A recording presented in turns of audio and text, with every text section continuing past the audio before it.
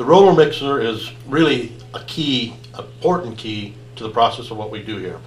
It allows us to take the components of a -20 plus 100 mesh material, which is approximately 53 pounds per cubic foot, and either blend that with itself in large batches, 15, 20,000 pound batches, or we can take that material and blend it with the finer material, which is about an 82 pounds per cubic foot. And what it allows us to do is achieve tight customer specifications. One mixer that we own, which is a Mark IV, it was actually put in here, as I understand it, in could be 1968, 1970, somewhere in there. It's still in use, still in very good shape, and has mixed millions and millions of pounds of material. We bring the material in, we put it through a process that shreds it up and decoats the aluminum, takes the aluminum off, and leaves the aluminum. Then we take that aluminum and we put it through a milling process that mills it down to a texture of sand and puts it into various grades. Our standard grade of material is a -20 plus 100 mesh material. We have a machine that we can then take that material and mill it on down to a -40 plus 300 material. What has been your experience in working with Continental products? It's been very good. Not only just that the mixer is a good sound piece of equipment, but when we've needed expertise, when we've needed parts, we've been able to get them. When we've needed people to come down and show us how to repair them, change the seals, people came down, showed us how to do these things. So as far as the company, they've been very good about being responsive to our needs.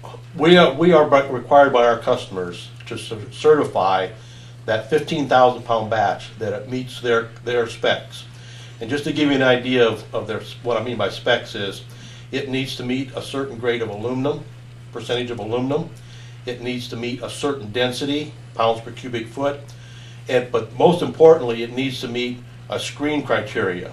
And that is usually a mesh size from a -20 clear down to a -300. And most of our customers have a range from, say, -20 plus 30, -30 plus 40, -40 plus 60, -60 plus 100, -100, 150, and 300. They have a percentage that they want the particulate of our material to fall into.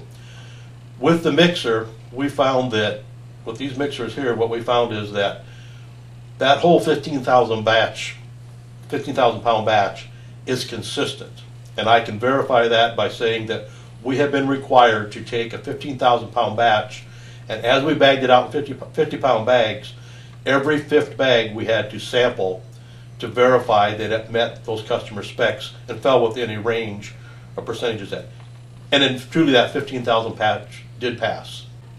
The mixers have benefited us greatly from the fact that as our customers' specifications and our customer requirements changed, it allowed us to meet those specifications. In the 1970s, the customers were pretty broad spec'd. Mix the aluminum about however you want it. But as things have changed, as we've got more sophisticated, as our customers got more sophisticated and needed tighter quality control from the steel mills, from the automotive, from the foundry, where we send our materials, those specs have required us to tighten up. But the mixer, the ability of the mixer, again, to uniformly blend our recipes that we have and give us that consistency has been the key to us to sustain those customers.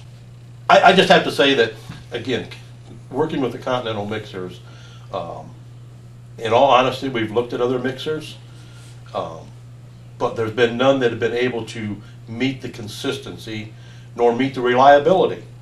As I said, we have this one mixer that I was talking about we put in 1970. From 1970 to probably 1990, we processed about 8 million pounds a year of product through that mixer. From 1990 to today, you could use that as about a 10 million pounds per year through that mixer. As I said, we have 3 mixers, 2 here at Plymouth, one at our Henrietta, Missouri plant, which does the same thing as we do. Last year, we processed, as a company-wide, we processed 16 million pounds of aluminum granules. All of that material went through the mixers.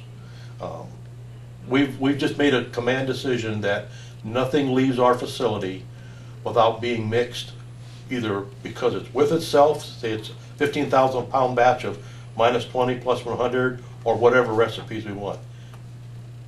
It just gives us the consistency and the reliability that we desire. This mixer that, and I have to keep going back to the original mixer, the one that was put in 68 or 70. That mixer is basically still original. We've not done anything to the internals of it. We still use the same sealing mechanism on it. This mixer, we mix about 20,000 pounds of batches in it of our aluminum granules. In this mixer with the aluminum granules, we mix limestone with it. We went to the steel industry. We have 3 of these mixers that are presently in use here at the Continental.